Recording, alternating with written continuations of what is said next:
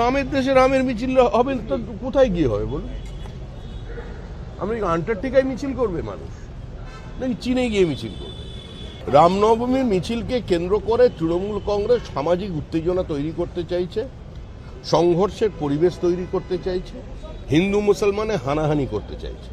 উত্তরপ্রদেশে তাকিয়ে দেখুন, সেখানে রামনবমীর দিনে যখন ভক্তবৃন্দর ওই রাম জন্মস্থানে যান, তখন বিভিন্ন মাজার মসজিদ থেকে ফুল ছোড়া হয়, নিচে তারা শ্রদ্ধালুদের শরবত খাওয়ানোর ব্যবস্থা করেন। আর পশ্চিমবঙ্গে মুখ্যমন্ত্রীর আমলে এখানে বিভিন্ন জায়গা থেকে পাথর ছোড়া হয়। তো আমরা আশা করব যারা এখানে সংখ্যালঘু ভাই বোন আছেন তারা একটু চিন্তা করবেন, তারা কাজী নজরুল ইসলামের সঙ্গে থাকুন, এপিজে আব্দুল কালামের সঙ্গে থাকুন।